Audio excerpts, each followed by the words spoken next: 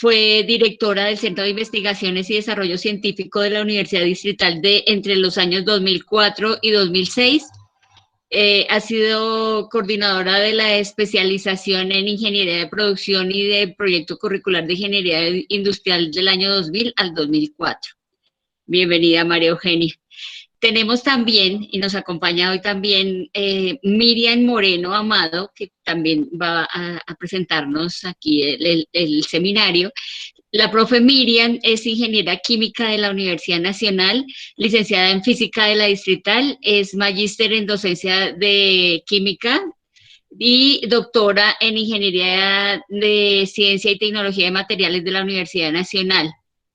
Es docente de la Universidad Distrital y también pertenece al grupo HATE.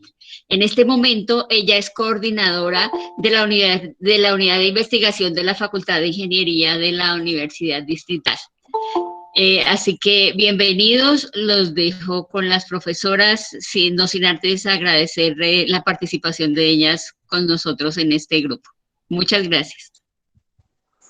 Muchas gracias, profe Luz Daisy, y a todos también muchas gracias por la invitación al grupo Complexud para presentar este seminario que denominamos Termodinámica del no equilibrio y complejidad, en el cual pues vamos a trabajar primero una fundamentación de la termodinámica clásica, o sea, la termodinámica del equilibrio, unos aspectos iniciales de la termodinámica, qué estudia la termodinámica, qué métodos emplea, hablamos un poquito sobre equilibrio termodinámico y reversibilidad, para luego empezar sistemas termodinámicos reales, la termodinámica del no equilibrio, un concepto muy rápido, un esbozo sobre la entropía, sistemas vivos, y luego terminamos con sistema de no equilibrio y complejidad.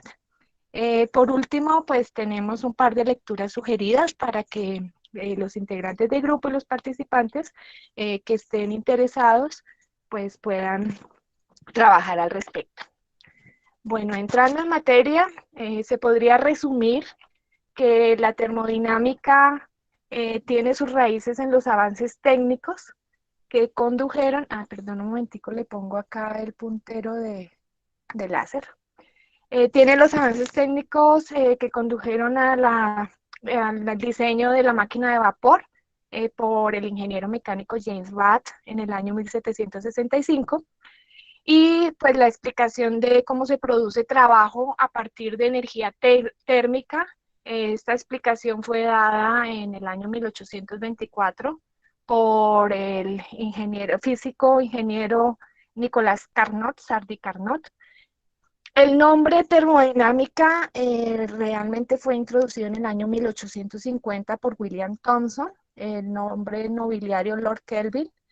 El término tiene la etimología termo, que significa calor, y dinámica en su momento era potencia.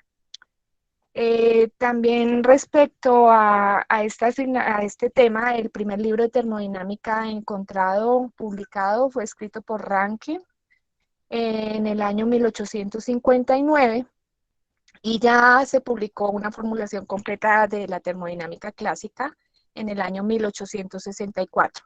Si se mira en la línea de tiempo, tardan más o menos 100 años en que se empiecen los avances tecnológicos hasta que se logre una formulación más o menos científica y publicada para poder seguir los avances. Esto sucede casi siempre en la ciencia. Bueno, el campo de acción de la termodinámica actualmente pues se ha extendido no solamente a los términos de energía térmica, sino que ahorita se habla también de otras formas de energía que involucran pues también calor y trabajo.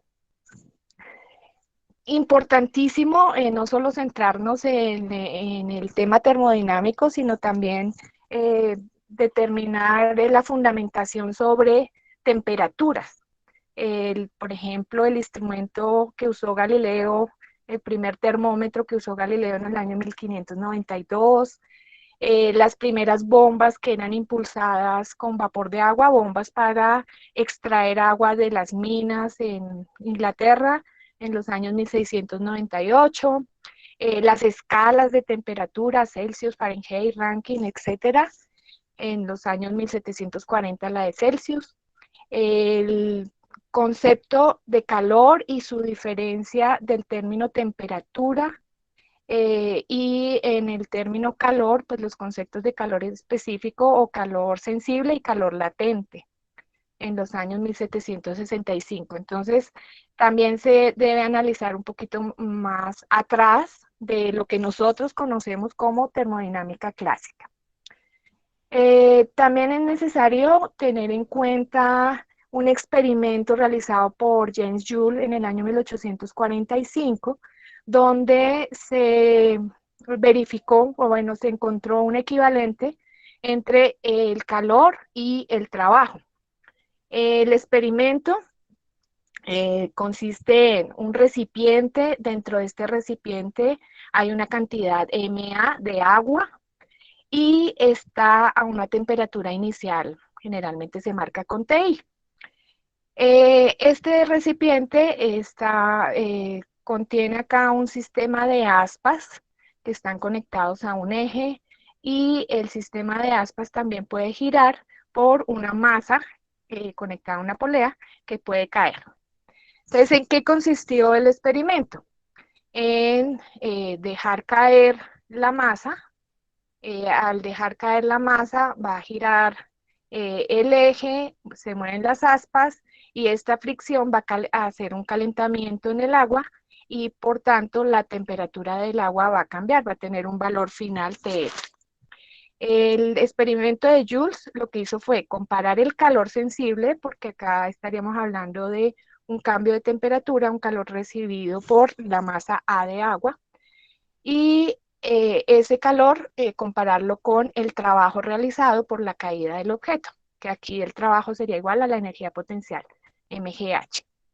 En este experimento, Jules lo que encontró fue una equivalencia entre la unidad de medida en el momento, en 1800, la unidad de medida de calor, porque allá se consideraba distinto calor a energía cinética, energía potencial, etcétera. Entonces, la unidad de medida de calor era la caloría. Y Joule encontró la equivalencia que una caloría de calor era igual a un trabajo de 4.1868 joules, que es la equivalencia que trabajamos actualmente. Bueno, también pues no podemos centrarnos en que este es el único experimento que se hizo al respecto, aunque se le atribuye a Joule el experimento del equivalente de calor. En la antigüedad también, en 1814, hay un libro publicado en el cual se atribuye a Benjamin Thompson, el conde de Romford, experimentos también relacionados con fricción y transferencia de calor a agua. Entonces, estos son algunos de los documentos que encuentra uno en internet de los años 1800. Si los quieren leer, son fáciles de conseguir por Google. Bien, y retrocediendo muchísimo más, vemos que la termodinámica no es tampoco tan moderna. Hay una experimentación y hay un diseño de la eolípila hecha por Herón de Alejandría en el siglo I después de Cristo. Este sistema consistía en un recipiente que contiene agua. Este es un recipiente que contiene agua, sellado, hermético, que no permite la salida de agua, pero sí permite calentamiento. Del recipiente salen dos tubos. Entonces, la única salida que podría haber es por estos tubos, pero esos tubos están conectados a una esfera sellada, y la esfera tiene dos salidas, dos tubos de salida con ángulos opuestos. Entonces, el experimento consistía en calentar el agua. Cuando se calienta agua, se produce vapor de agua. El vapor de agua va a salir por el tubo, entra a la esfera y busca salida, se expande. Entonces, la salida encuentra los dos orificios en ángulos opuestos, y esto hará que gire la esfera. Entonces, ¿qué se logra? Se logra trabajo mecánico originado por transferencia de calor.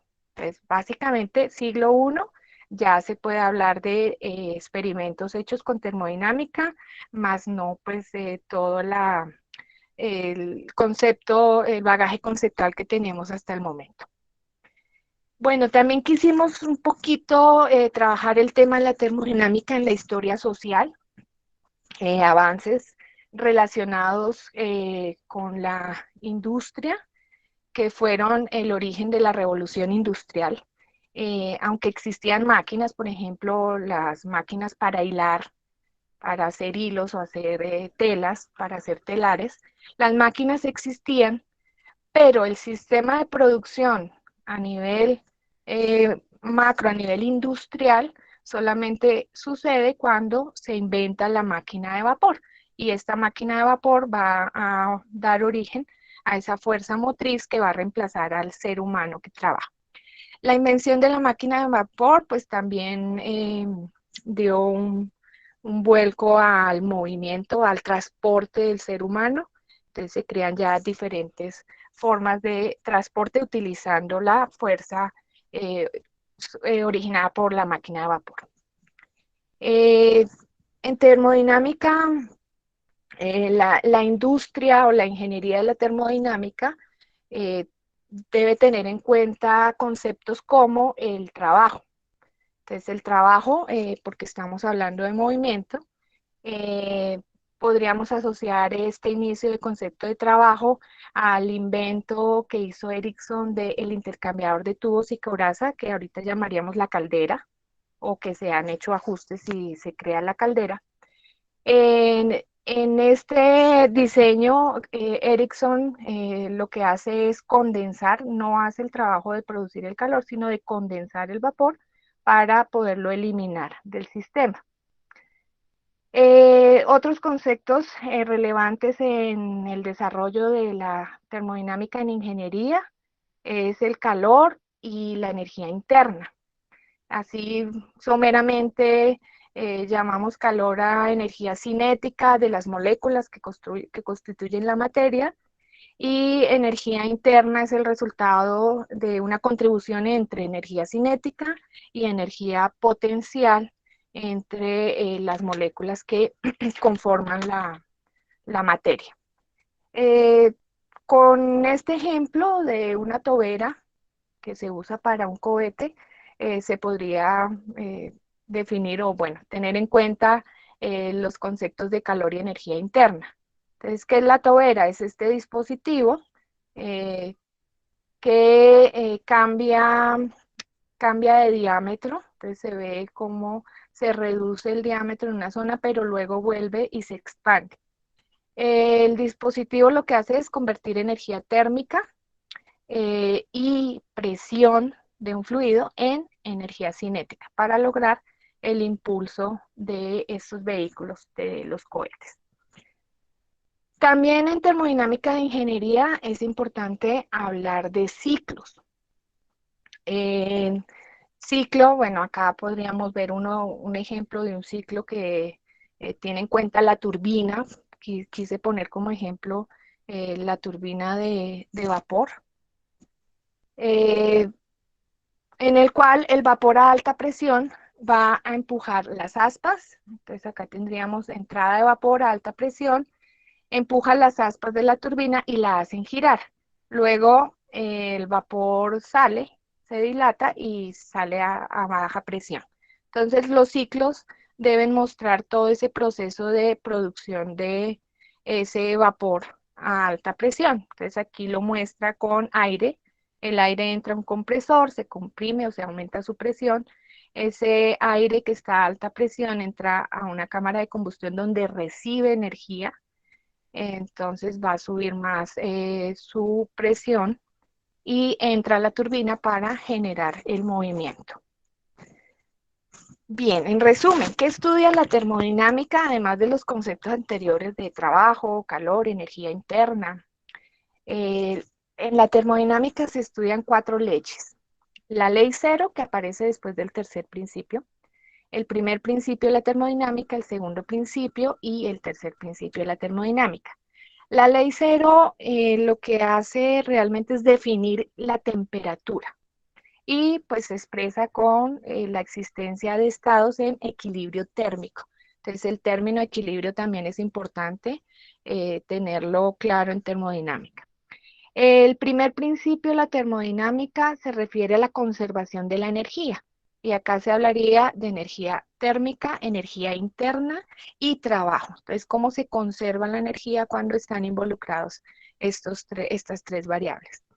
En el segundo principio, realmente se habla de, pues son negaciones de sistemas que aparentemente el primer principio diría que existen, pero el segundo principio dice que no existen. Ahorita lo miramos un poquito más a profundidad. Y el tercer principio de la termodinámica lo expresó Nernst, en el cual indica que el cero absoluto de la temperatura es inaccesible.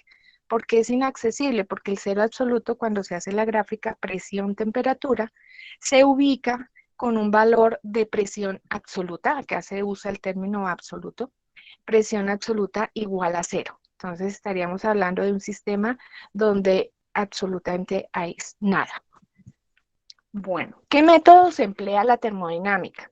Entonces tendríamos sistemas, estados y los equilibrios. Es como los términos que más se trabajan en termodinámica. En sistemas hay sistemas aislados, sistemas cerrados, abiertos, reversibles e irreversibles.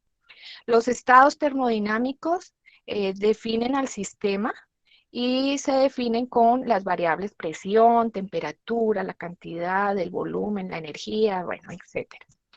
Y cuando hablamos de equilibrio, hablamos de sistemas que mantienen o temperaturas constantes o presiones constantes o volúmenes constantes, que se llaman, los términos son muy específicos en termodinámica, isotérmico, isobárico, isocórico y adiabático son los sistemas que no transfieren calor, por eso se escribe delta Q igual a cero. Bueno, un proceso es reversible cuando, bueno, primero se habla de un proceso porque hay un estado inicial y hay un estado final, y para ir del estado inicial al estado final se puede seguir una trayectoria determinada. Entonces, el proceso reversible tiene la característica que al invertir esa trayectoria o esa dirección, se hace exactamente sobre los mismos puntos infinitesimales, que no pasa con los sistemas irreversibles. Y por último, el equilibrio termodinámico es un sistema cuyas variables intensivas, acá el término intensivo se refiere a que es independiente de la masa, que describe esas variables que describen el estado termodinámico, no varían con el tiempo. Bien, en la fundamentación del primer principio de la termodinámica les decía que habla de la conservación de la energía, pero no indica la dirección. Entonces hay unos ejemplos muy clásicos. Uno es el de la taza de café que está a alta temperatura, supongamos unos 50, 60 grados Celsius. Si se deja en reposo en el ambiente, con el tiempo lo que vamos a lograr es un equilibrio térmico con el ambiente. Puede llegar a 20 grados o a 15 según donde se encuentre. Pero no vamos a lograr el sentido contrario. La taza de café que está a 20 grados Celsius, si la dejamos en un ambiente de 20 grados Celsius, no va a recibir esa temperatura y luego subir a 40 o llegar a 60. Entonces el sentido contrario no lo tiene. Igual sucede con el experimento de Joule. Eh, se, se sabe que al hacer el trabajo mecánico giran las aspas y calienta el agua. Pero si se tiene el mismo sistema y calentamos el agua, no vamos a lograr que las aspas giren en sentido contrario y baje la masa. Entonces, esas son direcciones que no se tienen en cuenta en el primer principio de la termodinámica. Bueno, el segundo principio de la termodinámica, así rápidamente, con base en estos dos ejemplos, se puede definir con enunciados. Estos son clásicos, pero hay más enunciados al respecto.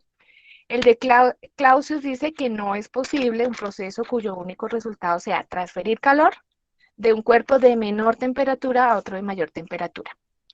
En termodinámica no existe la palabra frío. Termodinámica solamente hay calor y hay transferencia de calor desde el mayor temperatura hacia menor, pero no existe de menor temperatura hacia mayor temperatura.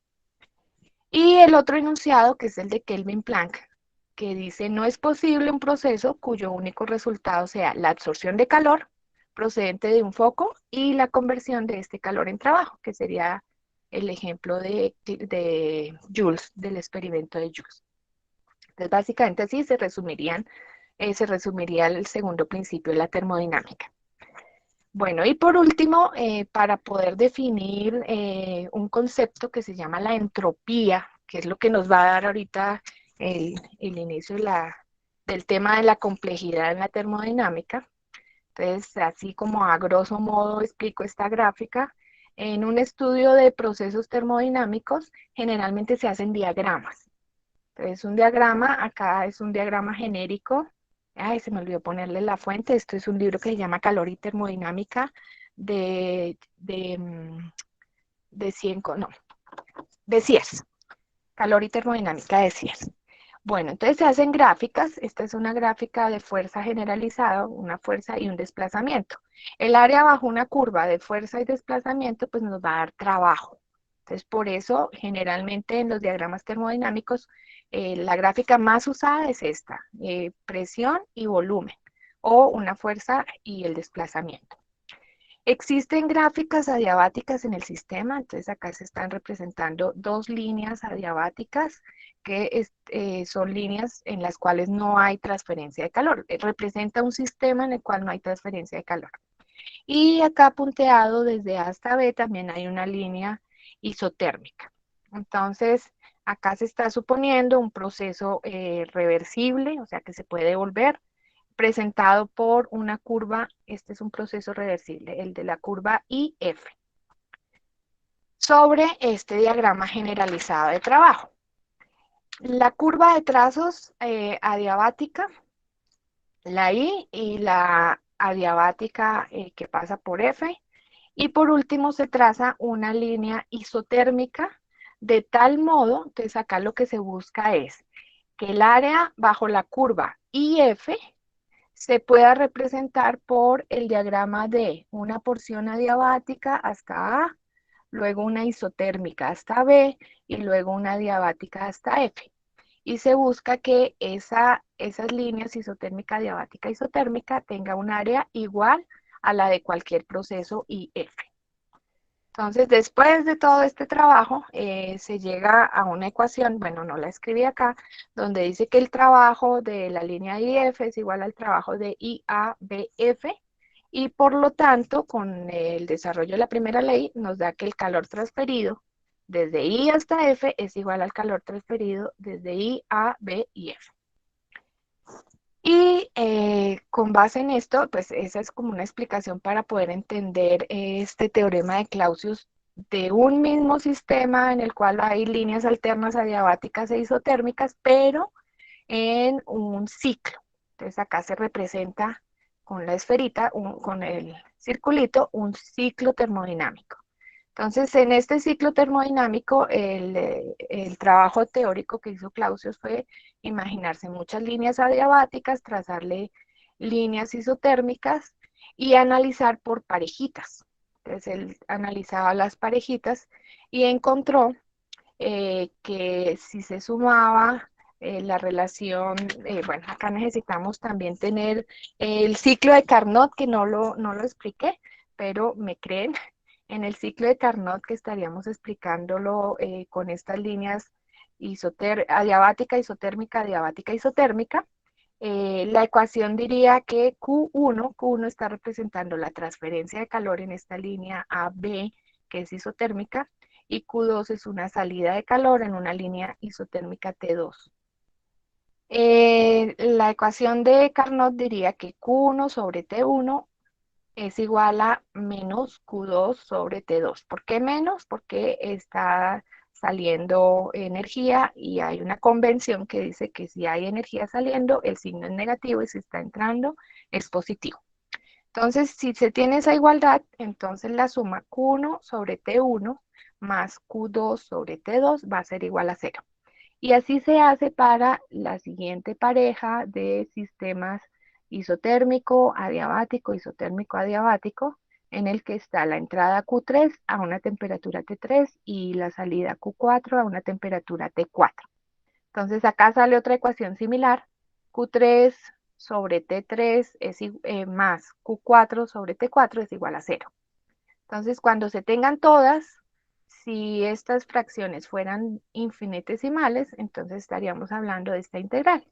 El delta Q sobre temperatura entre un estado inicial hasta un estado final de un sistema reversible en un ciclo, está simbolizado acá con el circulito, es igual a 0.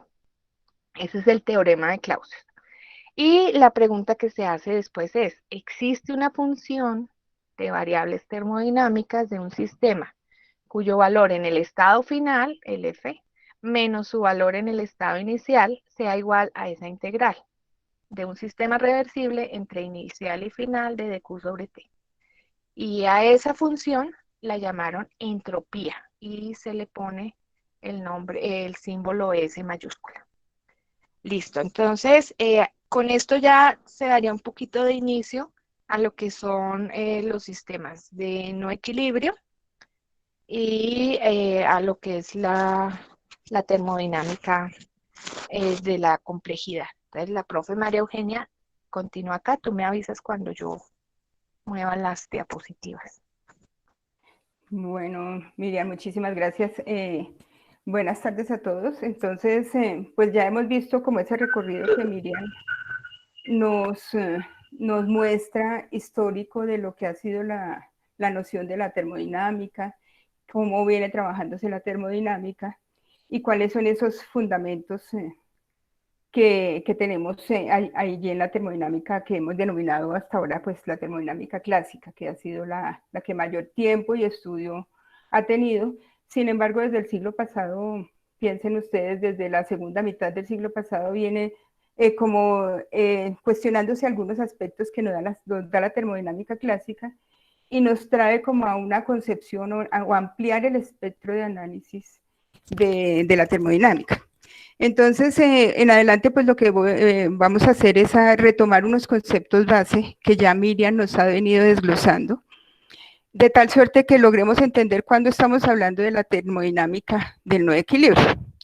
Para pasar a esa termodinámica del no equilibrio, entonces vamos a revisar esos datos. Entonces, la primera diapositiva que ustedes pueden ver allí trata de reflejar lo que desde termodinámica empieza a ser como el modelado, cómo estamos comprendiendo ese entorno para el análisis. Y entonces lo primero es que nosotros denominamos, cuando hacemos análisis termodinámico, denominamos sistema a una región del espacio, a una porción de materia, al cual nosotros le vamos a hacer un análisis desde el punto de vista de lo termodinámico. Entonces, esa región del espacio o porción de materia que estamos eligiendo para hacer el análisis, pues tiene una frontera. Nosotros le plantamos una frontera allí, que la frontera puede ser real, porque existe, porque hay una pared o porque esa frontera realmente físicamente la podemos palpar allí, o una frontera que nosotros generamos imaginaria, pero que nos permite delimitar qué entendemos por el sistema, qué región del espacio hemos seleccionado para el análisis, qué porción de materia hemos seleccionado. Y ese sistema pues está allí inmerso en unos alrededores o entorno. Algunos estudiosos lo llaman alrededores, otros lo llaman entorno. Entonces pues nosotros lo que tenemos allí es esa relación sistema y el entorno. Y la termodinámica se centra en el sistema, la termodinámica clásica, para hacer ese análisis y ya mira qué interacciones existen con el entorno. En esa medida, pues a ese sistema, nuestro análisis va a ser principalmente energético, de su energía total, de esa energía que posee el sistema, que está en el sistema. Y como ya Miriam no lo mencionaba, pues tiene que ver mucho con el estado, llamémoslo así, energético, tiene que ver mucho con la temperatura, tiene que ver con el movimiento, pero en últimas, en la energía que tenga un sistema en un momento, pues está planteado lo cinético, lo potencial macroscópico, pero también lo cinético y lo potencial microscópico. Y a eso le hemos denominado ya como una derivación de la termodinámica, lo hemos llamado energía interna. Entonces, si podemos volver, bueno, aquí lo podemos hacer, como nos estamos preguntando entonces ahora, ese sistema, ¿qué cambios, el delta nos van a representar cambios? energéticos tiene un sistema? Eso es lo que nos vamos a preguntar en últimas en los análisis particularmente vistos desde la primera ley de la termodinámica. ¿Qué cambios energéticos puede tener el sistema? Pues estamos mirando lo macro y lo microscópico del sistema y lo estamos poniendo a interactuar en diferentes modelos con el entorno. Entonces, si podemos seguir a la otra diapositiva. Recordando, pues Miriam nos mencionaba, tenemos diferentes tipos de sistemas, ya he comprendido de esa forma el sistema, y tenemos diferentes formas de interacción con ese entorno, con los alrededores. Entonces, ya desde la termodinámica empieza a delimitarse mucho más el concepto de calor y el concepto de trabajo, que está muy asociado, sí, con lo térmico, que está asociado con movimiento, los dos, pero en últimas se dice que ese calor y ese trabajo pues son las formas en que la energía se intercambia a través de esa frontera con los alrededores. Y en esa medida pues a nosotros nos interesará ver esa frontera, qué tipos de intercambios energéticos, calor, trabajo, tiene con el entorno, y eso nos podría decir qué tanto hubo cambio final en el sistema, pensando en una inicial y final, como nos decía ya, como veíamos antes. Entonces, dado que hay varios tipos de sistemas, entonces hemos generado como modelos de estudio, unos son los sistemas aislados, y en esos sistemas aislados tienen una característica particular en la modelación, y es que no tienen intercambios de energía con el entorno, pero tampoco tienen intercambios de masa con el entorno. Entonces, si no tienen intercambios de energía con el entorno, y dado que la primera ley de la termodinámica nos dice pues que la energía en ausencia de reacciones nucleares ahora se delimita un poco, la energía no se crea ni destruye, solamente se transforma. Al no haber intercambios con el entorno, entonces un sistema aislado, pues su cambio energético total debiera ser cero, porque no tuvimos forma de que esa energía cambiara. Pero si el sistema no es aislado, que es el primer modelo, sino entra en los otros dos modelos, que puede ser cerrado o abierto, en donde sí puede haber intercambios con el entorno, pues esos intercambios, las formas de intercambio, recordemos, son calor y trabajo. Entonces, esos intercambios de energía con el entorno nos explicarían los cambios que sufre el sistema entre un estado, un inicio y un fin. La diferencia entre sistema cerrado y sistema abierto radica más en el tema masa, la materia que pasa a través de la frontera. En un sistema cerrado no se intercambia materia por la frontera, mientras que en uno abierto hay posibilidades de intercambio. Piensen ustedes un recipiente cerrado, donde está bien sellado y la masa no puede salir de allí, haría las veces de un sistema cerrado, mientras que un recipiente abierto que pueda entrar y salir ese material, entonces ya haría las veces de un sistema abierto. Entonces estas son las formas que tenemos en la termodinámica para modelar esa dinámica de la energía. Y entendiendo que el calor y el trabajo pues son esas formas de energía que no van a permanecer en el sistema, pero que causan los cambios en el sistema, explican los cambios en el sistema.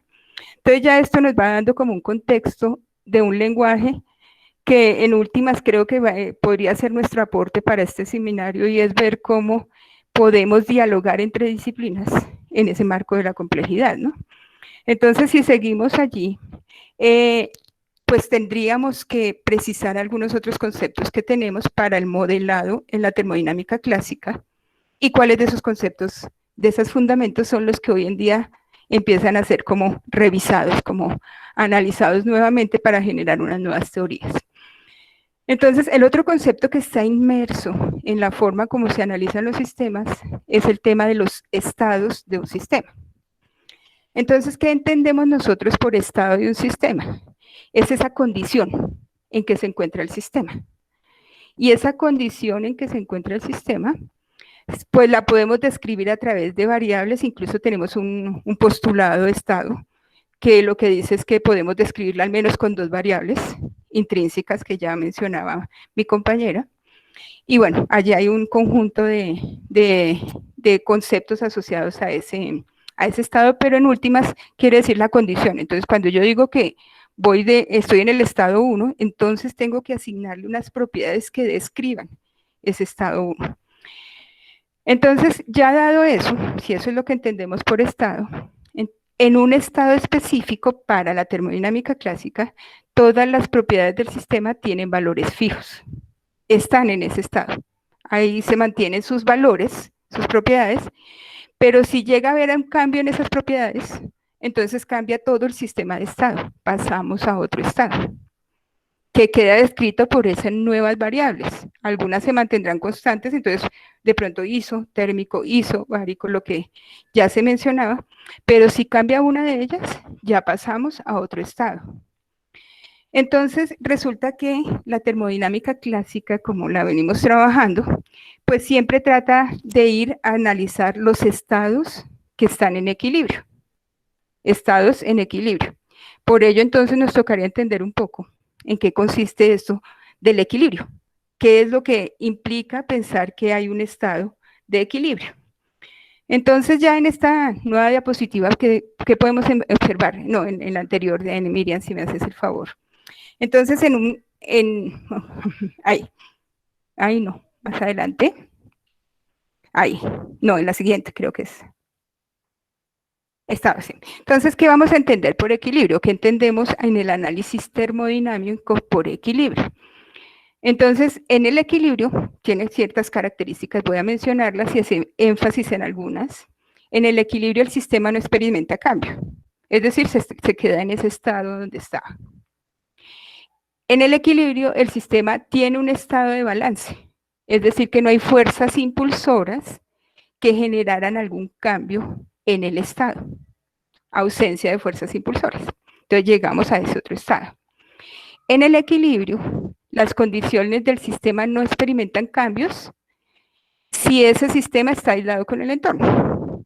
No va a experimentar cambios, pero si no está aislado con el entorno, podría experimentarlos por intercambios, ya dijimos, de calor o de trabajo. Y el equilibrio termodinámico implica que se cumplan todos los posibles equilibrios. Entonces, que me pareciera ser con eso que estoy afirmando que existe más de un posible equilibrio, ¿cierto? Entonces, si continuamos, por favor, Miriam, entonces ya podremos mirar allí en esta diapositiva qué tipos de equilibrio es los que pensamos en la termodinámica, desde qué equilibrios o ausencia de fuerzas impulsoras. Entonces, en el equilibrio hablamos de equilibrio térmico, de equilibrio mecánico, de equilibrio de fases, de equilibrio químico. Es decir, ausencia de fuerzas impulsoras en lo térmico, en lo mecánico, en las fases y en el equilibrio. A ver qué quiere decir eso. Si pensamos en lo térmico, es que no haya diferencias de temperatura en ese sistema. Si no hay diferencia de temperaturas en ese sistema, entonces, y si la temperatura se mantiene, entonces tenemos un equilibrio térmico. Miremos ahora el mecánico.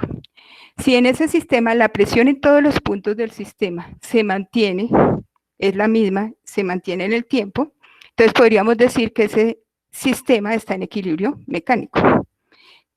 Entonces, térmico asociado con temperatura, mecánico asociado con presión, y el de fases. Entonces resulta que cuando nosotros tenemos más de una fase en un sistema, entonces la masa de cada fase debe estar en equilibrio con la masa de la otra fase. No queremos decir que las masas en cada fase sean iguales, sino que la materia tendería a ser equilibrios para que las masas en cada fase se mantengan iguales en el tiempo, durante ese equilibrio. Entonces también hablamos de equilibrio de fases. Y el equilibrio químico, entonces la composición química del sistema se mantiene constante. No hay cambios en la composición química del sistema. En esas condiciones, si logramos los 4 equilibrios que se mencionan ahí, decimos que el sistema termodinámico está en equilibrio. Aquí ya viene un cuestionamiento que se viene dando a la termodinámica clásica, y es que cuando uno empieza a mirar este tema del equilibrio, la termodinámica clásica basada en pensar en los sistemas en equilibrio, entonces pues nos empiezan a decir, oiga, pero de pronto no se debiera llamar termodinámica, porque el dinámico piensa movimiento, ¿cierto? De pronto pudiéramos estar pensando más bien en una termoestática, porque estamos mirando los sistemas en un momento en que se mantienen con sus variables en un mismo nivel, ¿cierto? Entonces, lo dinámico viene por los intercambios, o sea, hay que entender que no es, o sea, esa ese cuestionamiento que se hace sí va mucho más profundo de lo que estoy mencionando ahorita, pero de todas formas, cuando nosotros analizamos la termodinámica es ver cómo pasa de un estado a otro, pensando en que en cada estado va llegando a su equilibrio. Entonces, continuamos, si me haces el favor. Entonces, por eso, desde la termodinámica clásica, nosotros vemos mucho el término espontaneidad o evolución de los procesos de esta forma. Entonces, aquí en la diapositiva vamos a ver como 4 fenómenos cuya evolución estaría explicada por el tema de los equilibrios.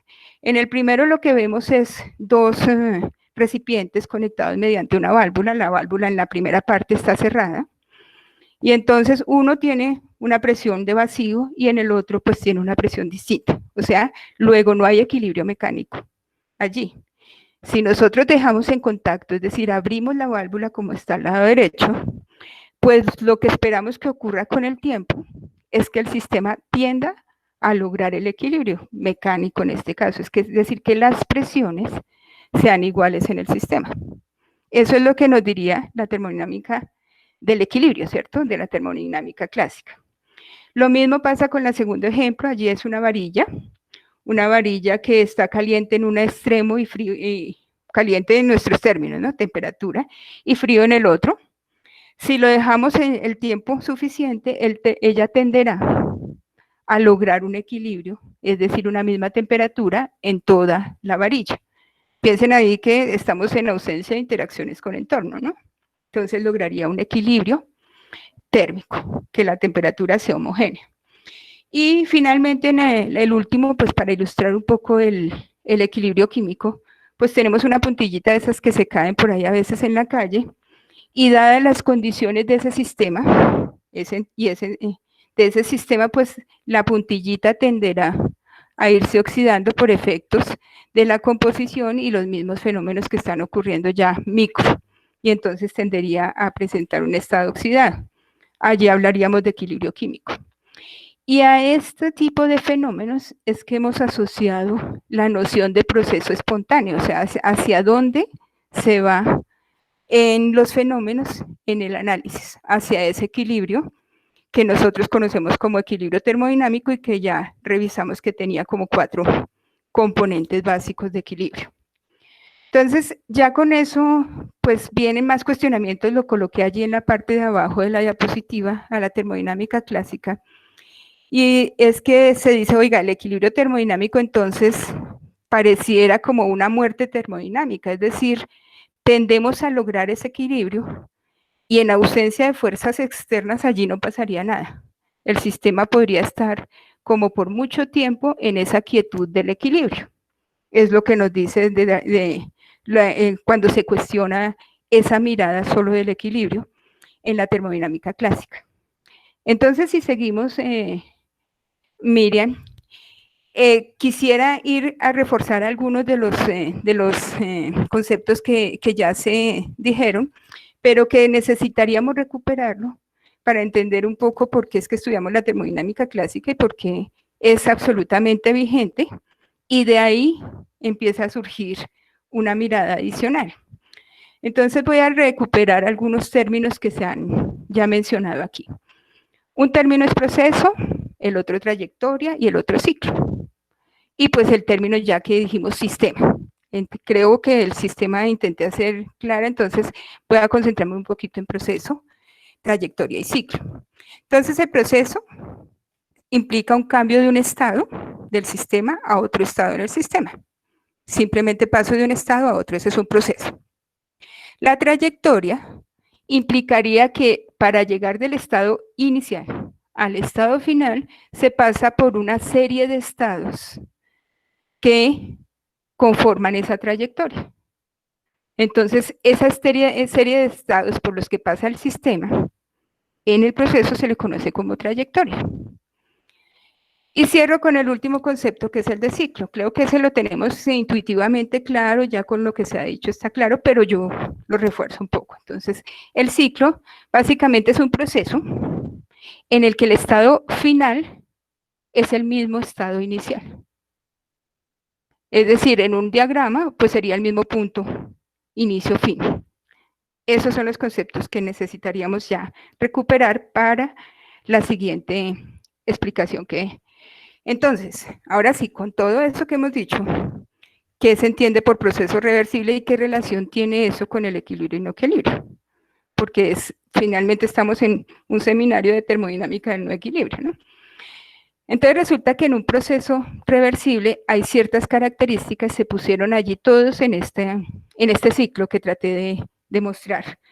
Entonces, ¿qué características tiene un proceso reversible? El sistema y los alrededores vuelven al estado inicial. Es decir, los alrededores tampoco se afectaron por ir y volver en ese ciclo. Entonces, el sistema y los alrededores vuelven a su estado inicial. Segundo, se puede revertir, o sea, eso implica que el proceso se podría revertir sin dejar un rastro en los alrededores. O sea, los alrededores no habrían sido afectados en ese modelo. Si eso es así, entonces las formas de intercambio que teníamos allá hace un ratito, que eran calor y trabajo, pues sería el total sobre todo el ciclo, serían 0. Porque precisamente por lo anterior, porque se revierte sin dejar un rastro en los alrededores. Adicionalmente, el sistema pasa por una serie de estados de equilibrio. O sea, entonces, la trayectoria que va marcando, cada un puntico en la trayectoria es un estado de equilibrio. Entonces, vamos pasando de estado en equilibrio a estado en equilibrio, y todo eso hace un proceso reversible. Entonces, con todas esas características, un proceso reversible permite invertir la dirección. La dirección en cualquier punto, y pues estamos pensando en términos infinitesimales siempre, ¿no? Entonces, quisiera aquí dejar como una asociación muy, muy sentada en estos conceptos, y es que un proceso reversible implica una serie de estados de equilibrio. Es decir, si hablamos de procesos reversibles, estamos hablando de equilibrio termodinámico, y que el sistema pase por una serie de condiciones de equilibrio. Entonces, si el cuestionamiento que nos han dado es el equilibrio térmico se parece a como una muerte termodinámica, como que allí no pasa nada. Entonces, ¿por qué se estudian tanto? Y es porque, precisamente por eso, necesitamos tener la base del análisis de los procesos ideales. En esos procesos ideales no se consideran las irreversibilidades, y quisiera hacer un énfasis muy grande en las irreversibilidades. En esas irreversibilidades tienen que ver mucho, o sea, están muy asociadas con lo micro y lo macro. Entonces piensen ustedes, algo que genera irreversibilidad, por ejemplo, es la fricción. Y la fricción no podemos entenderla solamente como el roce que existe entre superficies macro, sino que las partículas que componen el sistema, al moverse y al tener una energía cinética y potencial micro, que están asociadas con la energía interna, pues también generan unos efectos tipo fricción. Entonces, eso genera irreversibilidades, pero en este sistema pues no se van a considerar esas irreversibilidades porque estamos mirándolo de una forma más agregada. También hay otras cosas que generan irreversibilidades como la expansión libre, que si bien se asocia con, algunas de ellas se asocian con procesos reversibles, pues de todas formas dejan un rastro de irreversibilidad. La resistencia eléctrica, las deformaciones inelásticas, cosas que en física por allá en algún momento de su física pudieron haber estudiado ustedes. También el tema de las reacciones químicas y el tema de los intercambios con el entorno, o sea, calor particularmente, deja efectos de irreversibilidades. Entonces, sin embargo, pues dado que son procesos ideales, nos sirven como una referencia y por eso es que se estudian, porque de esa forma podemos establecer unos límites teóricos. Entonces, esos límites teóricos nos permiten saber, o sea, hablar de eficiencias de las máquinas reales, de todos los aparatos que vamos desarrollando con la tecnología, y podemos aproximar qué tanto son eficientes o no eficientes y qué tanto podríamos mejorarlos yendo hacia ese modelo de idealidad. Entonces es un punto de referencia y por eso es tan importante mantenerlo para los ingenieros, es muy importante en el tema de diseño siempre estar buscando ir hacia la mayor eficiencia. E ir hacia la mayor eficiencia es buscar estos modelos ideales e ir acercándose a ellos lo más posible. Entonces, por eso es que se estudian bastante y por eso la termodinámica clásica pues sigue siendo la base que sustenta todas las posteriores miradas que se puedan tener y son la base conceptual que tenemos. Entonces, ya con este contexto de conceptos y de asocio de la reversibilidad y el equilibrio termodinámico, entonces vamos a mirar ahora sí cómo vamos migrando hacia el tema que al grupo Complexud le interesa tanto, pues que es la complejidad y por qué tenemos alguna relación, las ingenieras químicas que les estamos hablando, con ustedes que tienen formación, pues me imagino, en áreas como la ingeniería de sistemas, algunos ingeniería industrial, pero que todos desde nuestras disciplinas estamos viendo sistemas que son complejos, que tienen esas características de complejidad. Entonces, desde esos sistemas termodinámicos reales, ¿cómo vamos migrando hacia la termodinámica del no equilibrio? Porque es que los reales realmente, o sea, no son de equilibrio. Entonces, vamos a mirar cómo vamos migrando hacia la termodinámica del no equilibrio.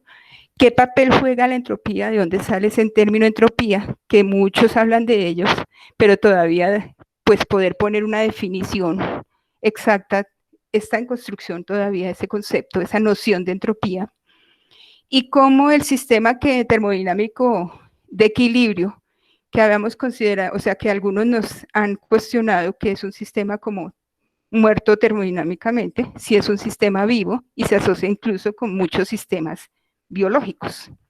Entonces, si seguimos en la siguiente diapositiva, vamos a tratar de, con lo que sigue, pues ubicar un poco ese concepto de entropía y cómo ese concepto de entropía nos permite explicar, pues, tanto la dirección de los fenómenos, como ya se había dicho antes, pero también explicar, pues, ese asocio que empezamos a tener con las teorías de la complejidad y todo lo que es sistemas complejos. Entonces, volvamos a lo que ya nos mencionaban, como máquinas térmicas, ciclos, y entonces resulta que cuando nosotros analizamos una máquina térmica real, pues realmente esa máquina va a ser menos eficiente que si esa máquina fuera reversible. Lo mismo en un sistema tipo bomba de calor, lo llamamos, pero es un refrigerador real, que es irreversible. Tiene un coeficiente de funcionamiento que se llama COP, nosotros lo conocemos como COP, que siempre va a ser menor que el que tenga uno ideal, uno reversible. Entonces, pensando en máquinas térmicas o pensando en bombas de calor tipo refrigerador, pues vamos a encontrar que siempre el ideal va a ser más eficiente que el real. Entonces, dado ese análisis, pues ya hace un rato hablábamos de lo que Clausius estudiaba, y él planteó pues lo que conoce como la desigualdad de Clausius. Entonces, en últimas, lo que va a decir esa desigualdad de Clausius es que si nosotros hacemos la integral sobre el ciclo, inicio fin, o sea, hacemos todo el recorrido desde el punto de 1, hacemos el recorrido y volvemos al punto final. Entonces, haciendo esa integral del diferencial de calor, el Q recordemos que representa calor, sobre la temperatura de la frontera, esta T del denominador es la temperatura de la frontera del sistema con ese entorno. Entonces, siempre vamos a encontrar que eso va a ser menor o máximo igual a 0. ¿Por qué? Porque es que los sistemas no son 100% eficientes. Entonces, siempre va a ser menor o igual a 0. Esa es la desigualdad de Clausius. Esa desigualdad de Clausius nos permite empezar a ver, pues, algunas conclusiones que uno como que no se espera. Están en el siguiente cuadrito, dice. En procesos reversibles, pues, tendríamos la igualdad a 0. O sea, esa integral en un proceso reversible sería igual a 0. Y entonces ahí vienen unos conceptos que son muy propios de la termodinámica, y es el tema de la propiedad termodinámica. Entonces resulta que una propiedad termodinámica, su principal característica es que es termodinámica, valga la redundancia, entonces tiene cambios al variar el nivel energético, el contenido energético, pero también son propiedades de estado. Y eso quisiera enfatizar un poquito. Una propiedad termodinámica es una propiedad de estado. Es decir, si yo estoy en el estado 1, hago todo el ciclo y vuelvo al mismo estado, de manera reversible, llegué allí mismo, entonces yo debería tener la misma propiedad termodinámica ahí en ese estado inicial y final, ¿cierto? Porque son propiedades del estado, no de la trayectoria. No guardan la memoria de la trayectoria. Luego, si a mí me da esa integral sobre el ciclo igual a 0, pues está emergiendo una propiedad termodinámica. De ese análisis emerge una nueva propiedad termodinámica, porque logra tener el mismo valor al inicio, en la condición inicial, y la condición final, porque son la misma. No dependió de la trayectoria, sino de la condición o del estado. Entonces, primera conclusión muy valiosa de la desigualdad de Clausius es que emerge una propiedad termodinámica. Ahora toca bautizarla. Toca bautizar esa propiedad termodinámica. Entonces, pues ya con eso se dice que la entropía es una propiedad termodinámica, es decir, es una propiedad de estado, y la vamos a representar con S mayúscula o S minúscula. Aquí entre nosotros, ¿qué quiere decir la diferencia? No es que se equivocó uno al colocar la letra en el teclado. Cuando encontramos una letra en mayúscula en termodinámica, me representa el total, o sea, en este caso sería entropía total. Cuando encontramos la S minúscula, o sea, la letra minúscula, se habla de la propiedad específica, es decir, ese total dividido la masa. Y eso lo vuelve una propiedad intensiva. Entonces, por eso aparece la S mayúscula o la S minúscula. Depende del contexto en que estemos trabajando y las unidades en que estemos trabajando. Entonces, ya con eso, dado que emergió una nueva propiedad termodinámica, la vamos a llamar entropía y se le da una definición. Y esta es la definición que tiene la entropía. Entonces, un diferencial de entropía estaría explicado por el diferencial de calor que se intercambió en esa frontera, esa temperatura de frontera con el entorno, cuando el proceso es reversible. Esa es la definición, por definición. Ya se da esa definición de esa propiedad termodinámica y fíjense que está muy ligada al proceso reversible, ¿no? Entonces, ¿qué pasaría en los procesos irreversibles? Entonces, aquí en el lado izquierdo de la diapositiva, pues, ¿qué pasa en los procesos irreversibles? Pues que ya no hay igualdad.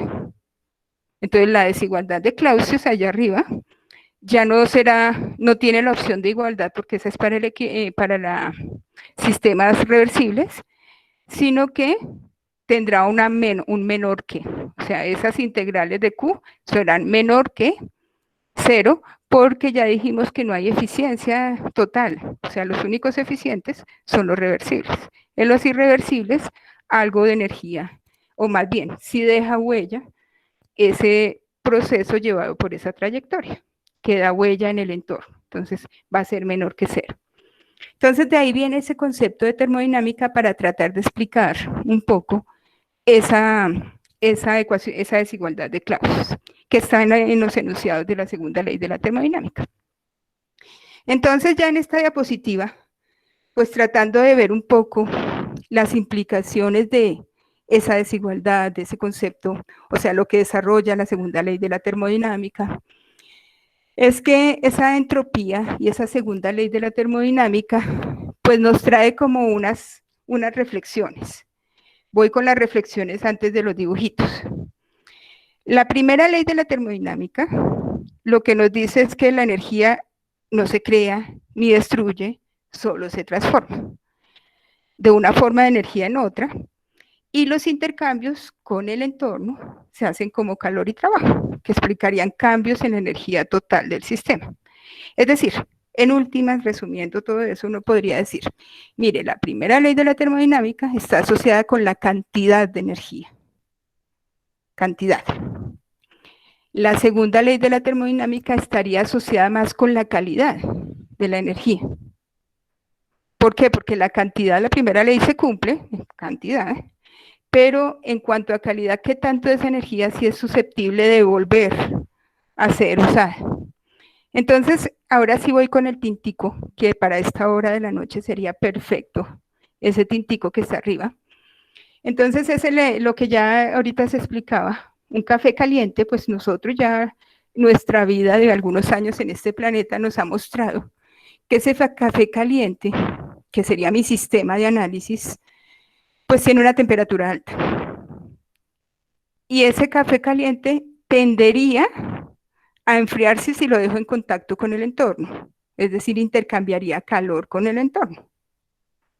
La segunda ley de la termodinámica yo nos diría que ese calor va a fluir desde donde haya más temperatura hacia donde hay menos temperatura.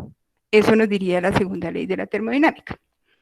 La primera ley de la termodinámica nos diría, mire, ese tintico perdió calor. Y esa cantidad de energía, que es un calor más sensible ahí, eso lo miraríamos en otro momento, ese calor que tenía el tintico, esa temperatura que se asocia con un calor sensible, que tenía el tinto, pues da una cantidad de calor que fluye, que es un calor sensible. Llámenla X o una cantidad X.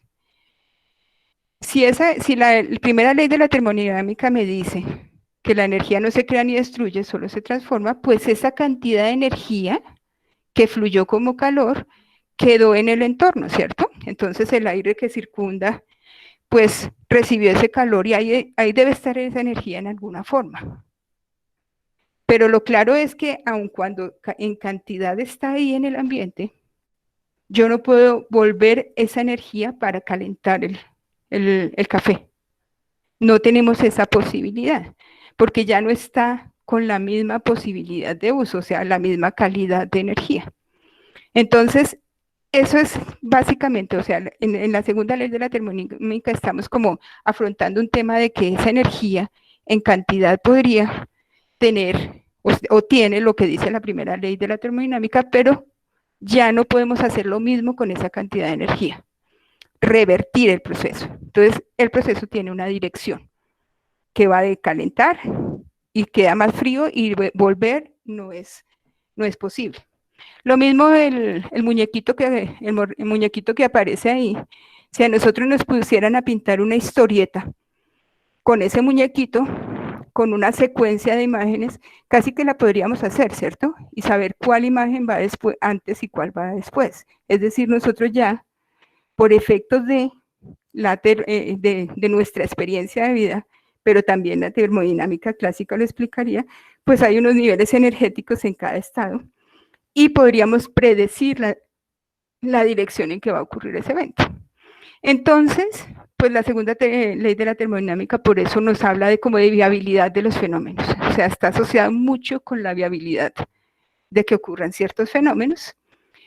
Y pues recuperemos ahí, entonces en el equilibrio están los límites teóricos y en el no equilibrio ya tenemos unos sistemas mucho más reales, ajustados a la realidad, y ahí aparece el término entropía para ayudarnos un poco a explicar qué pasa. Entonces ya en la siguiente diapositiva, pues quisiera que nos quedemos un momentico mirando la figurita que aparece allí. Yo creo que alguno de ustedes se la puede encontrar por allí en internet. Esa figurita que tiene un movimiento, pero que en últimas nos lleva a pensar pues mucho de lo que es la termodinámica clásica y lo que viene con la termodinámica de no equilibrio.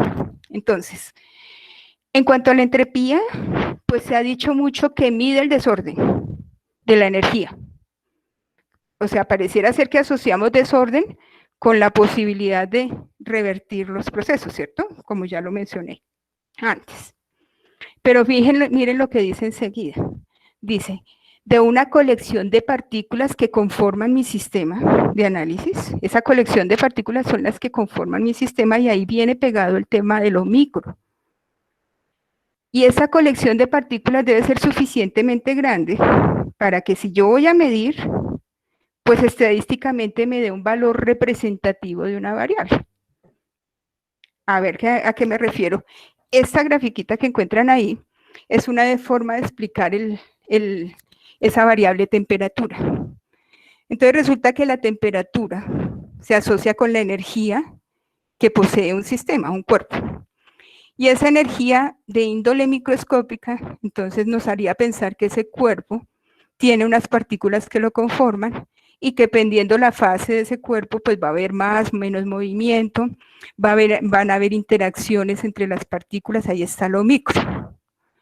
Y entonces si la temperatura lo que me mide es la energía de ese sistema, pues casi que para poder expresar esa energía, yo tendría que tener muchos puntos, muchos valores de la variable para poder generar un comportamiento medio del sistema y reportar la temperatura, porque la temperatura está asociada con eso que vemos ahí, que es energía en últimas, en lo micro. Entonces, resulta que cuando nosotros miramos el sistema, lo micro está como metido en lo macro, ¿cierto? Y hay una energía interna allí, hay un concepto de temperatura en lo micro, pero también hay un efecto en lo macro, o sea, todo está allí. Entonces, voy a dejar allí en remojo el tema de lo micro y lo macro para más adelante relacionarlo un poco más con el no equilibrio y pues con lo que, porque tenemos ese asocio con las teorías de complejidad. Entonces, entendamos un poco qué es el desorden. Vamos a la otra diapositiva. Entonces, algunos asociarán el desorden con el afeotico que está en la parte inferior. Entonces, ahí podría estar lo que es orden y lo que es desorden. Espero que estemos, no sé, el mío se parece un poquito más como al de la izquierda, lastimosamente. Entonces diría, eso es como desorden. Esta figura de la parte superior, desorden, pues estaría como algo así asociado, pero de allí logramos tener cierta comprensión. Y es una figura que se usa más en el contexto de las ciencias de la complejidad y esto. Entonces, ¿qué es ese desorden, no? Entonces vamos un poquito más a la siguiente diapositiva, y esta solamente para ver, ¿será que tiene que ver ese desorden con la posibilidad de uso? O sea, con qué tanto esa energía que esté por allí la podemos volver a sus condiciones iniciales, por ejemplo.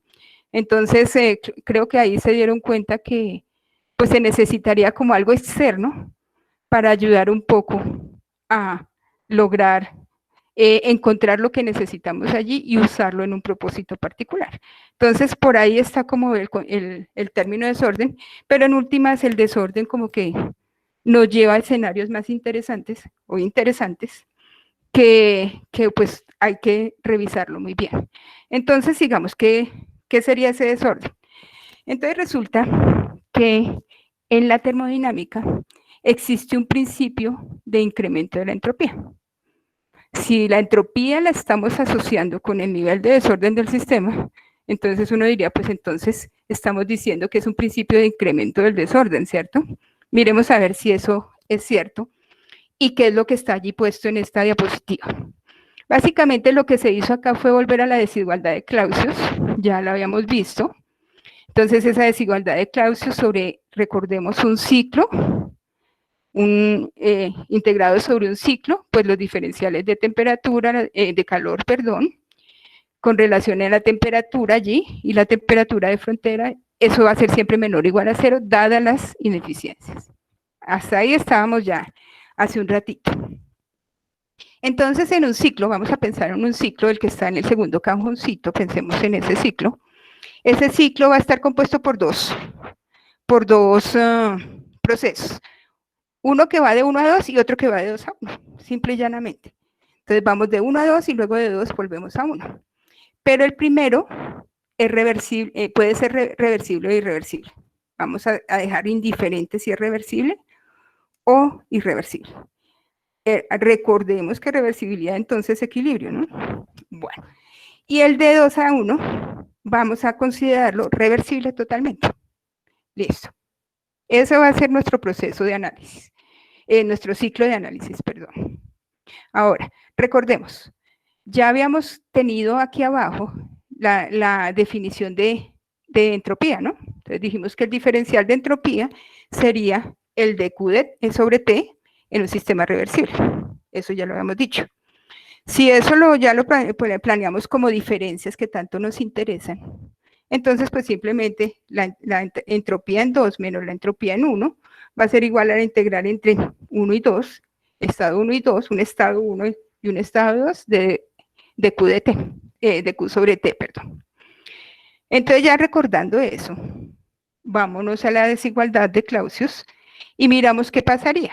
Dijimos, de 1 a 2 vamos en un proceso reversible o irreversible, es indiferente. Y de 2 a 1 volvemos por un proceso reversible. Y eso debe ser menor o igual a 0. Esa va a ser nuestra ecuación A. Entonces, ya considerando que de 2 a 1 es un proceso reversible, entonces pues aplicamos lo recordado y simplemente reemplazamos. Como vamos de 2 a 1, colocamos la final que sería 1 menos la inicial que sería 2. La entropía 1 menos la entropía 2 porque vamos de 2 a 1, vamos de vuelta.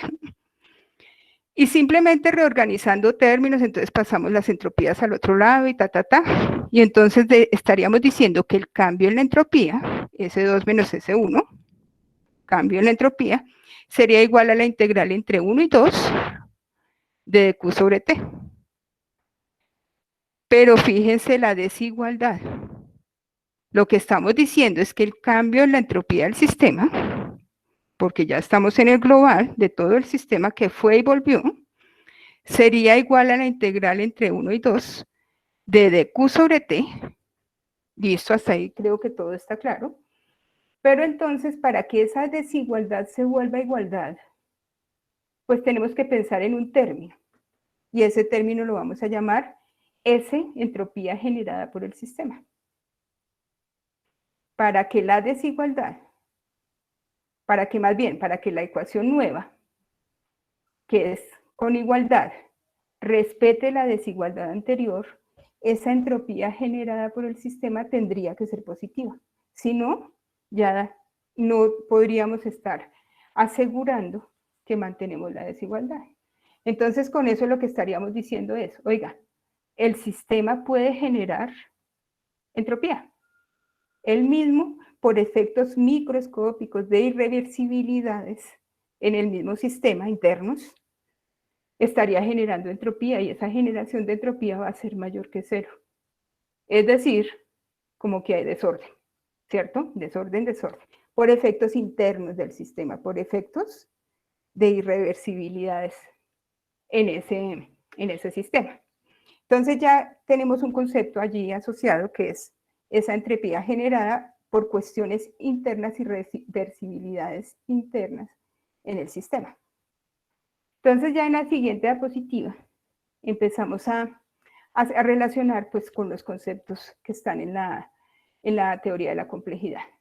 Entonces ya llevando la anterior ecuación que ya teníamos, el cambio en la energía del sistema, que ya sabemos que es la final menos la inicial, pues estaría explicado por el cambio o la integral del diferencial de calor sobre la temperatura, más esa entropía generada por el sistema, por sus irreversibilidades, o sea, porque se aleja del equilibrio. Él mismo internamente trataría de alejarse del equilibrio y genera una entropía.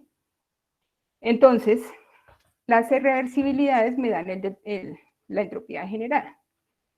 Ahora bien, si nosotros pensamos en lo que ya ahorita se planteaban en los modelos, oiga, y si el sistema no intercambia calor, o sea, es adiabático, lo aislamos del entorno y es adiabático, ese dq es 0, ¿cómo queda la cosa?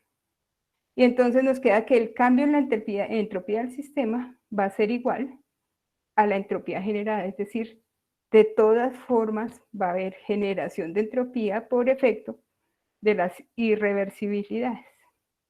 Eso es una conclusión grande, es decir, el mismo sistema, si consideramos toda su dinámica interna, el mismo sistema estaría generando ese desorden que hemos llamado esa entropía, entendiendo la entropía de esa forma, ¿no? Entonces, ya con eso, el delta, o sea, el cambio en la entropía en un sistema aislado, pues va a ser mayor o igual a 0. Ya eso lo dijimos. ¿Cuándo es igual a 0? Cuando el sistema es reversible. O sea, es totalmente reversible. No considera ninguna que se aleje de la condición de equilibrio, o es decir, la condición de reversibilidad. Entonces es igual a 0 cuando es reversible. Es irreversible cuando es mayor que 0, creo que ya lo dijimos, por efecto de sus irreversibilidades internas. Y pues si es menor que 0, eso es imposible porque ya violaría el postulado de Clausius que ya habíamos mirado. Entonces, un sistema con cambio de entropía menor que 0, pues no es viable, no ocurre. Y eso es lo que nos va explicando la termodinámica clásica, cómo explica la dirección de los fenómenos. Esos fenómenos cuya entropía tienda, o sea, la entropía generada sea menor que 0, pues no van a ser viables, no van a darse espontáneamente como se tiene en la teoría clásica. Bueno, y en el no adiabático, entonces, ¿qué pasaría? O sea, si no consideramos esto que dijimos arriba, que fuera adiabático, sino que sí intercambie calor, pues en últimas, lo que estaríamos interpretando, lo que nos tocaría interpretar en uno que sí intercambia calor, es que para poder volver al estado original, tuvo que intercambiar calor con el entorno. Es decir, él solito no volvía al estado inicial, sino que necesitaba intercambiar con el entorno. Eso es básicamente lo que diría si consideramos un sistema contrario al que ya dedujimos en el no adiabático. Entonces, todos esos conceptos de la termodinámica clásica y migrando un poco hacia la de no equilibrio, pues ya empezamos a verlos un poco en las siguientes diapositivas. Este grafiquito ya lo vimos, yo quisiera lo micro y lo macro, volver al tema de lo micro y lo macro, porque nosotros pues medimos propiedades en lo macro, pero los efectos están dados en lo micro. Entonces dice exactamente lo mismo, pero aquí se pone algo adicional. Si consideramos al universo como un sistema compuesto, es decir, que está mi sistema de análisis y el entorno, entonces, ¿qué pasaría? Entonces, en la ecuación ustedes ven, entonces el cambio de entropía en el universo estaría dado por el cambio de entropía que sufra mi sistema de análisis, más el cambio de entropía que sufra el entorno. Y si traemos todas las consideraciones de la diapositiva anterior, pues lo que nos diría, oiga, el desorden en el universo nunca disminuye. Siempre tendrá que ir aumentando o como máximo dejarse estaría en un punto muy cercano a lo constante, pero nunca disminuye. Eso sería lo que estamos diciendo allí. Y eso nos hace pensar de otras formas, la necesidad de otras formas de abordar el estudio termodinámico. O sea, ¿qué pasaría si no consideramos, más bien, si empezamos a considerar las irreversibilidades y empezamos a incluirlas en el modelo de estudio? Entonces, si seguimos, por allí es que empezamos a ver como esa relación entre la termodinámica de no equilibrio y la complejidad. ¿Cómo las empezamos a ver? Y aquí, pues, recuerden, les está hablando una ingeniera química, con la mirada desde la ingeniería química y tratando de aproximarse a lo que ustedes ya son, pues son los expertos. Entonces, tratando de poner nuestro lenguaje a disposición de la complejidad, nuestra comprensión de los fenómenos, poniéndolas al servicio de la complejidad y viendo cómo es que nos enlazamos allí en un diálogo multidisciplinar y ojalá transdisciplinar. Entonces, sistemas de no equilibrio y complejidad. Miremos a ver entonces qué nos trae como conclusiones todo esto. La termodinámica clásica, pues nos ha dicho que, o sea, se ha centrado en estudiar el equilibrio termodinámico y desde allí ha modelado esas leyes y ha generado unas conclusiones.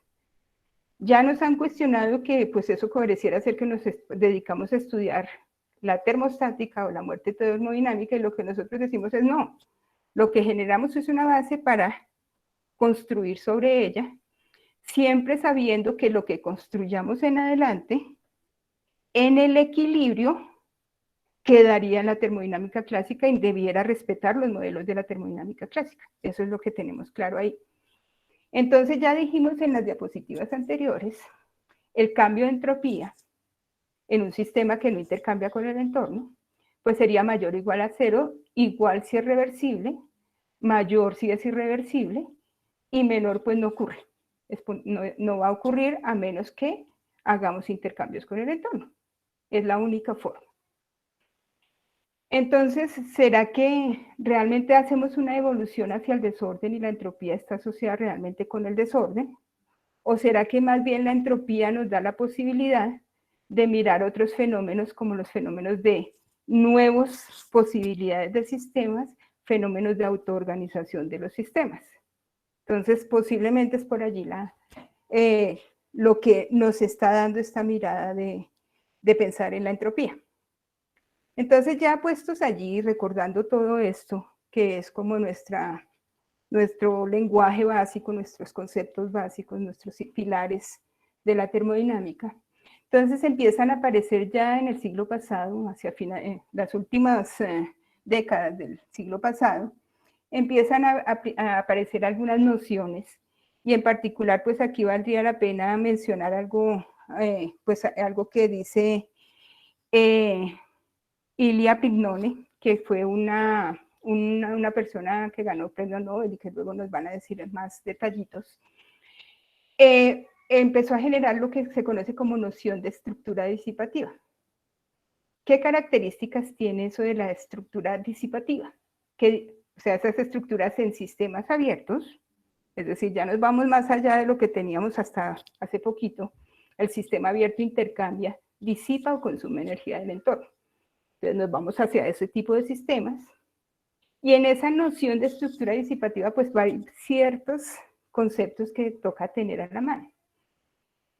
En esa estructura disipativa emerge un orden, que posiblemente no es el orden que ya conocíamos, sino, llamémoslo así, como un nuevo orden que para la naturaleza no es nuevo, para nuestra comprensión de la naturaleza empieza a ser nuevo, pero para la naturaleza ya lo tenía en todos los sistemas biológicos.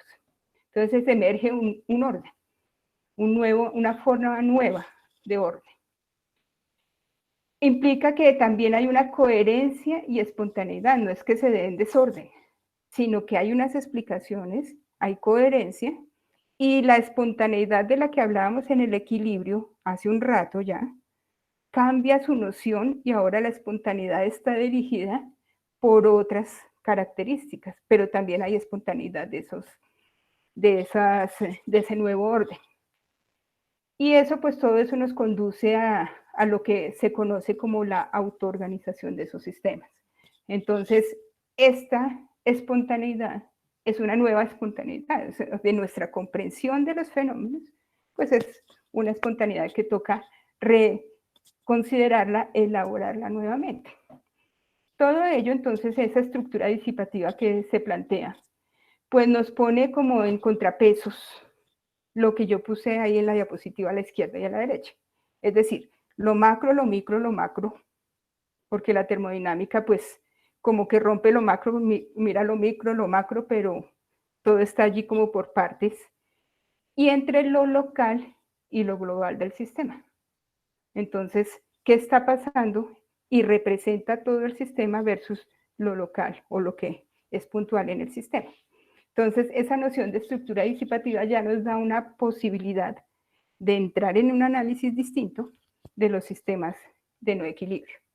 Entonces, si pasamos a la siguiente diapositiva, pues vamos a ver que también en esas nuevas formas de observar, pues también se dice que ese orden, ese nuevo orden que estamos ahora estudiando, es por fluctuaciones.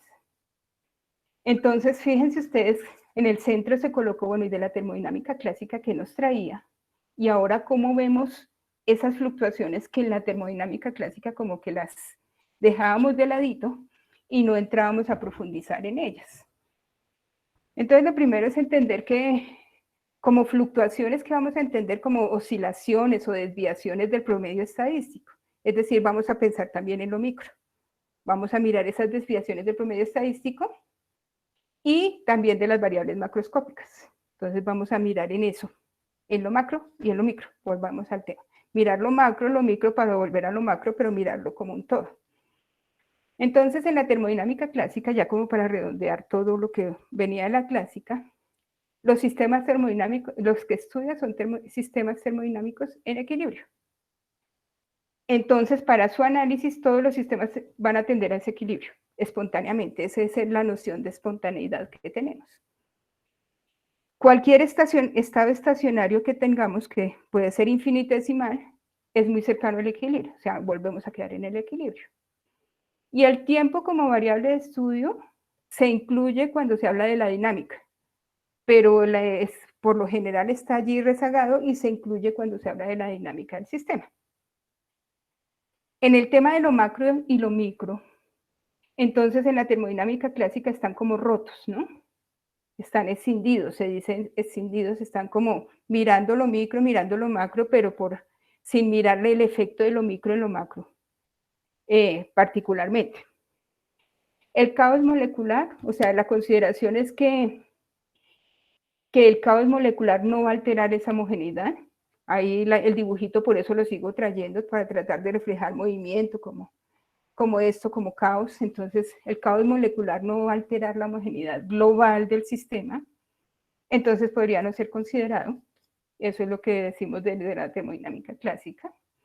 Las fluctuaciones no tienen posibilidad de progresar, entonces regresan, y el sistema carece de autonomía, es decir, él no puede volver, sino que necesita algo externo para poder volver. Y finalmente, en los sistemas de la termodinámica clásica, las relaciones son lineales y pues son de unicidad.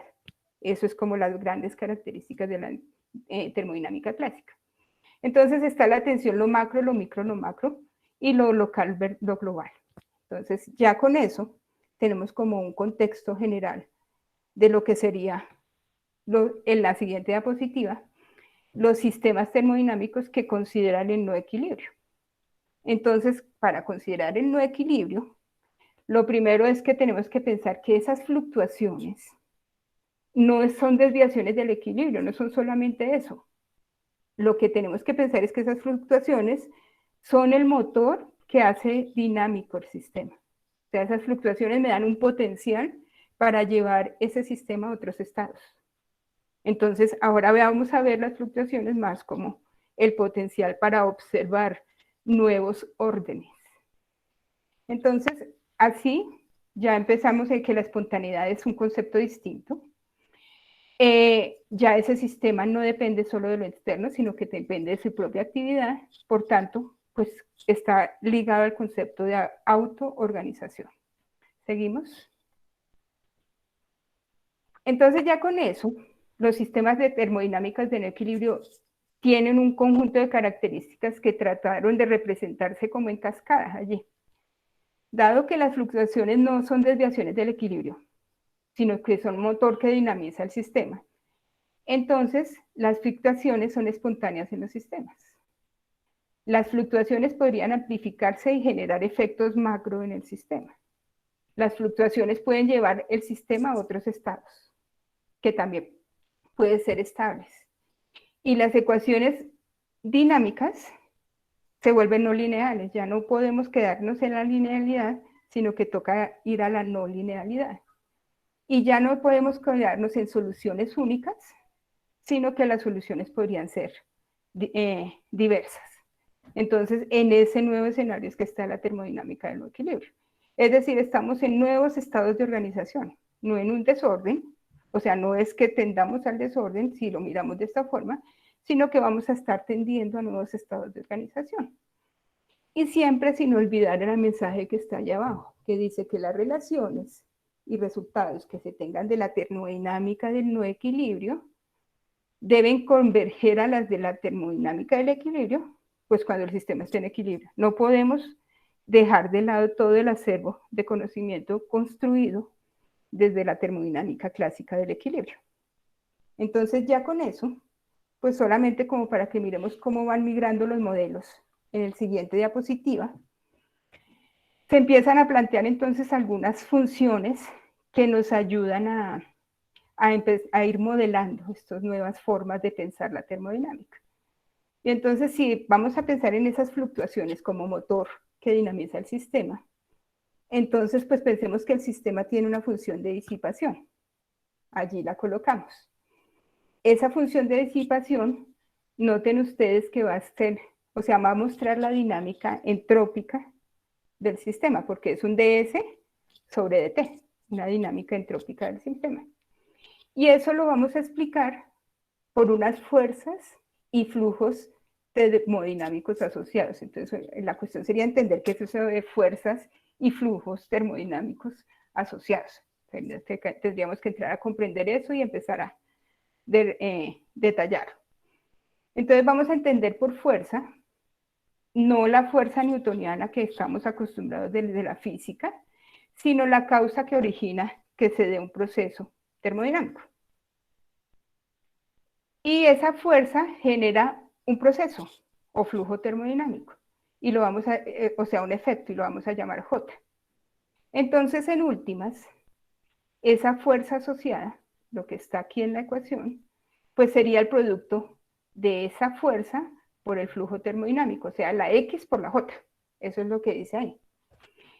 Y los dos punticos lo que dicen es, bueno, ya los estudiosos del tema, lo que han venido analizando es eso, es que nos está queriendo decir esos flujos asociados y cómo empezar a modelarlos en lo no lineal también.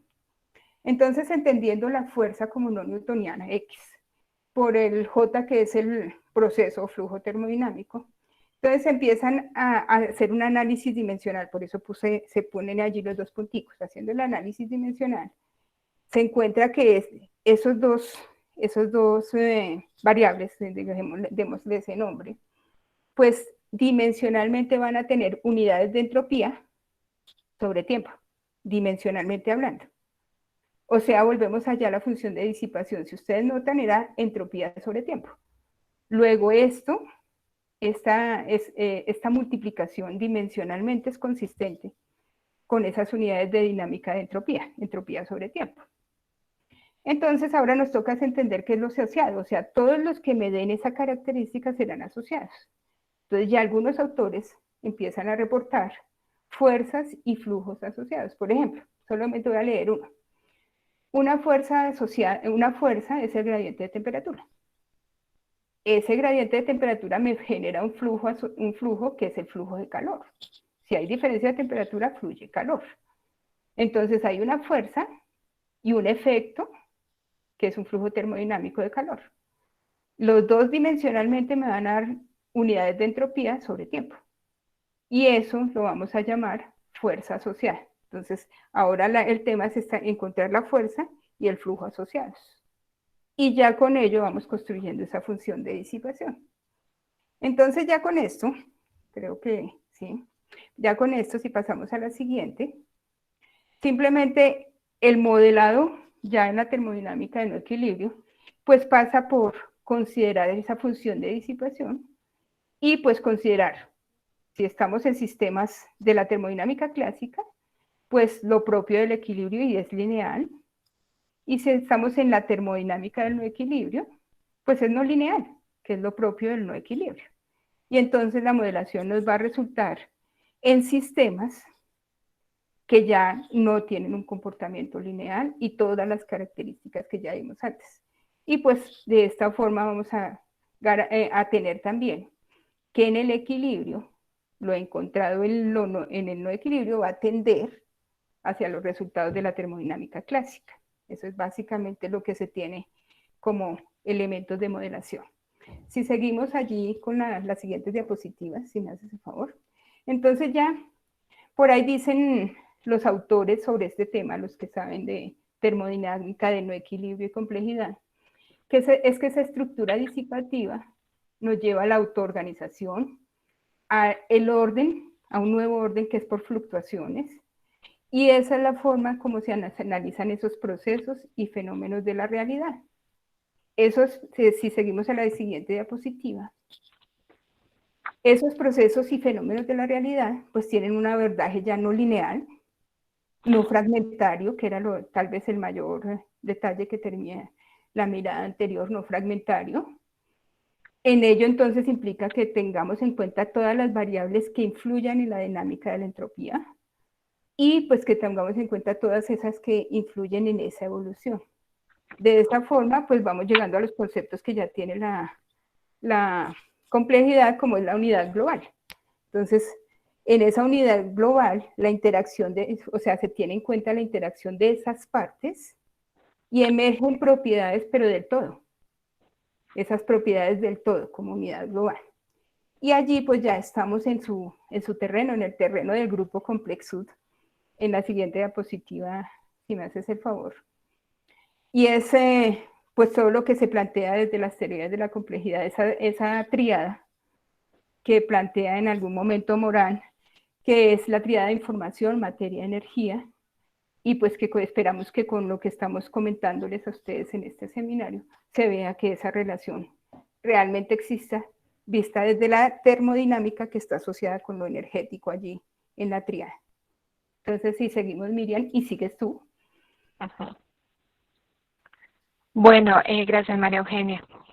Por último, pues presentarles a uno de los máximos exponentes pioneros en investigación sobre este tema de estructuras disipativas y de sistemas de no equilibrio, premio Nobel en Química en el año 1977, es el ruso Ilya Prigogine. ¿Por qué lo traigo a colación? Para los que estén interesados en profundizar en el tema, les tenemos dos lecturas sugeridas.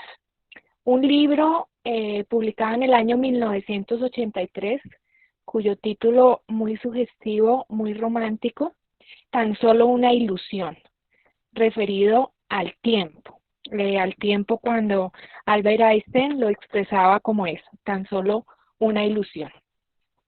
Y de este libro son más o menos unas 250 páginas, lo pueden encontrar en internet, pero yo tengo una copia que obtuve de la biblioteca Luis Ángel Arango. Entonces también lo pueden conseguir fácilmente, no es un libro difícil y está en español. Entonces traigo a colación de la página 34 este párrafo que me parece muy bonito. La enjundia de la segunda ley nada tiene que ver con la experimentación. La ley afirma en esencia que en la naturaleza existe una cantidad que cambia siempre en el mismo sentido en todos los procesos naturales.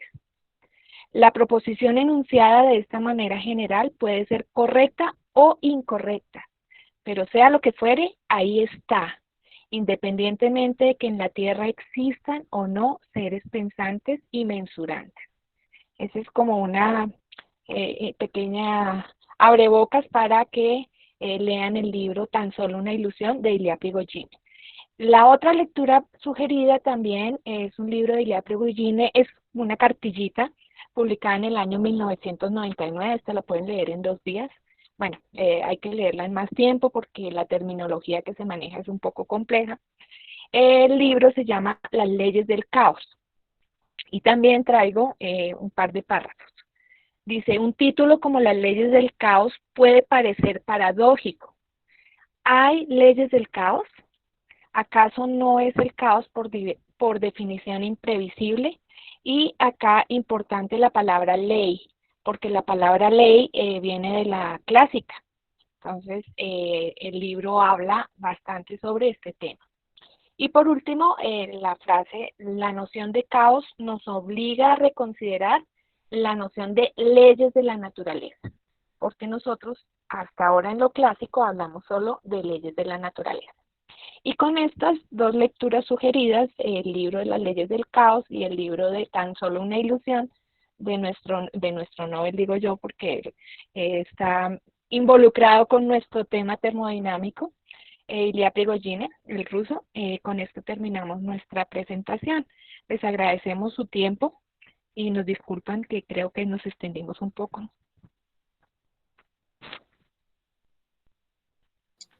Muchísimas gracias a las dos. Voy a aprovechar que Miriam estaba hablando de Prigogine y yo voy a recomendar uno que no sé tanto como ustedes del tema, pero hay un libro que me parece muy bonito de él y se llama El fin de las certidumbres. También lo pueden encontrar fácilmente y es habla mucho de estas cosas de que ya no es tan exacto todo, de que ya, y más o menos de lo que ustedes hablaron hoy. Obviamente no es de sentarse y leerlo y ya lo entendí, no, pero es bien bonito, también se los recomiendo. Muchísimas gracias a las dos. No sé si alguien tenga preguntas, podríamos dejar 5 minuticos de preguntas máximo. Si alguien tiene preguntas, por favor. No, no hay preguntas. Ah, creo que en el chat hay preguntas. No, muchas gracias. Aquí nos preguntaba alguien hace un rato que si la energía interna es la energía cinética y potencial microscópica. Voy a tomar la palabra aquí porque me hizo acordar, hay algo que uno como profesora repite y es cuando no hay preguntas, todo está entendido y está muy bien, o está la otra opción, no se entendió nada. Entonces yo espero que estemos en el escenario 1 y pues que hayamos dejado un mensaje más de como del lenguaje común y cómo interpretar algunos temas que ustedes deben ver al leer las teorías de la complejidad y eso. Y ahora sí, pues para la pregunta Johnny la hizo hace un buen rato, cuando se estaba mencionando algo sobre las energías y esto, no se le pudo contestar en su momento por cuestiones de habilidad con los dedos. Básicamente, Johnny, el tema con la energía interna es que se asocia, o sea, se dice que siempre que exista materia, la forma como la materia conforma sus fases se asocia, conforma la misma estructura molecular, implica unas formas de energías de nivel micro. Entonces, para darle una interpretación en el contexto de que son dos tipos las formas de energías cinéticas y potenciales, entonces se entiende que esa energía microscópica asociada con cómo se conforma la molécula, es la energía potencial asociada a esas partículas que conforman la materia, la energía cinética asociada, pues se le da el nombre de energía interna y se acerca a la noción de energía cinética y potencial microscópica. Entonces se dice que la energía interna, la U que acaba de escribir allí Miriam, pues es una energía microscópica que podría entenderse como la cinética y potencial de las partículas que conforman el sistema. Y resulta que allí aparece una propiedad termodinámica que es la entalpía que escribe la H que nos escribieron allí en la diapositiva, y esa entalpía también está asociada con lo microscópico, pero cuando el sistema es abierto. Yo no sé si recuerdan que cuando dije sistema cerrado y abierto, juntos intercambian energía con el entorno, pero el abierto intercambia masa. Entonces, se dice que microscópicamente hay una energía asociada a ese flujo de masa entrando y saliendo de un sistema, y ese microscópicamente hablando habría un trabajo microscópico, por eso está la W ahí, un trabajo micro que se le conoce como energía de flujo, y ese también estaría asociado con lo microscópico. Por eso cuando habla uno de sistemas abiertos, asocia un término, una propiedad termodinámica que se conoce como entalpía. Entonces, no sé, espero con esto ayudar un poco a confundir para propiciar que empecemos a leer más sobre el tema. No sé, Daisy. Ahí podemos contestar una o dos preguntas más. Hay una que nos hace Manuel Ovalle, perdón, que dice, ¿por qué se dice que los seres vivos son negentrópicos? Me imagino que habla de la negentropía, ¿no?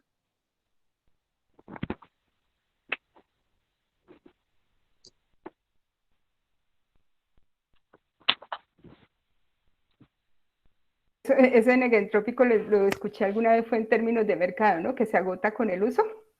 Algo, pero no, de cualquier cosa que se diga, yo no sé, Miriam, si tú tienes más claridad. No, yo en el tema biológico muy poco. Sí, pero el término, o sea, el mismo concepto de entropía, incremento de entropía en los sistemas, pues llegaría a pensar en lo negentrópico, pero pues nos tocó leer. Sí. Bueno, acá hay alguna otra pregunta, una última pregunta. Bueno, hay dos, podemos hablar de esas dos. ¿En organismos vivos la muerte es un equilibrio del sistema? ¿Qué opinan en en un organismos? equilibrio. ¿La muerte es un equilibrio del sistema? Toca delimitar más la pregunta, ¿no, Miriam? Sí, sí, porque Porque llegaría a un estado, ¿no? Ahí se es un podría hablar estado, de un estado termodinámico de ese pero, sistema que estaba inicialmente vivo y ahora tiene el nuevo estado, que es la muerte. pero es una condición Pero, termodinámica. exactamente, pero desde el punto de vista entrópico, Ujú. las No, en preguntas están sistemas vivos interesantes. yo no asociaría la muerte con un equilibrio necesariamente. Habrá estados o sea, muy cercanos al equilibrio, pero la muerte es un estado más. Y habría que delimitar allí los fenómenos que siguen ocurriendo, Habría porque que tras la muerte saber, siguen ocurriendo en la sí, materia fenómenos habría que saber qué es asocian la con la muerte. muerte. Ujú. Habría que averiguar Y qué es la entramos muerte para poderlo. en un Exacto. terreno más difícil para nosotras. Última pregunta. Aquí Darwin Santiago pregunta, ¿cuáles son los experimentos más importantes? Miriam es Pues la que sabe experimentar.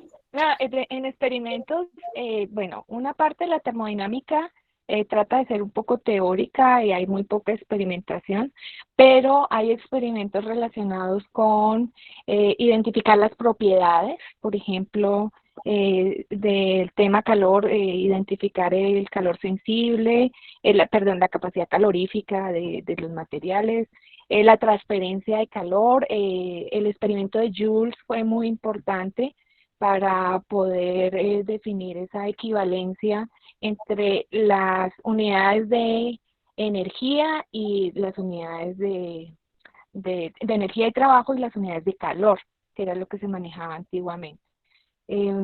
Pues no sé, habría que hacer como una clasificación en la palabra importancia, o sea, importancias para poder definir equilibrios termodinámicos, para poder definir los conceptos, para poder definir los sistemas. Bueno, entonces se podría pensar en muchos. Eh, Ahí en uno de los libros que yo pongo al inicio, estos de termodinámica y de el magazine de los años 1800, 1900, hay buenas presentaciones también de estas experimentaciones.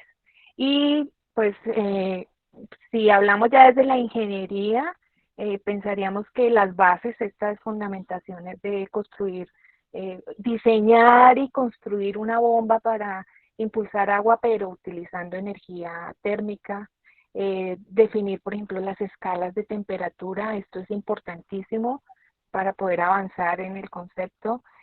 Acá cuando les hablaba de calor sensible y calor latente, poder identificar esas propiedades. Antiguamente, pues en el siglo I, la experimentación de lograr movimiento a través de la energía térmica, y pues experimentaciones que conducen a todos los avances en la ingeniería. Entonces, pues no sé, no tendría yo como algo así importante. Seguramente en los libros habrá algo, pero pues depende si para uno eso es o no es importante. No sé si yo ahí confundí más, y creo que nosotros somos expertas en agrandar las dudas en lugar de solucionarlas, pero eso también es bueno para la parte académica y para la investigación.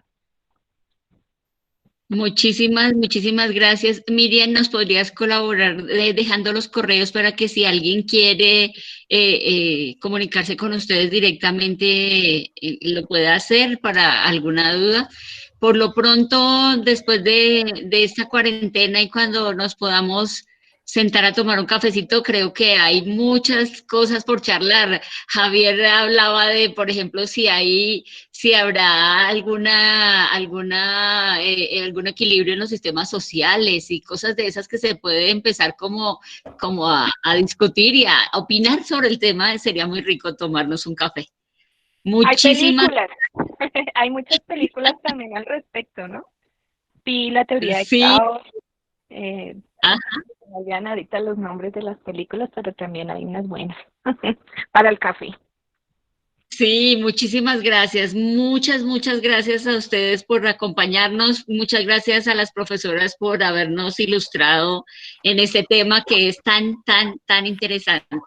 Muchas gracias a todos y pues en el grupo, en el fanpage del grupo quedará la grabación de la charla, del seminario.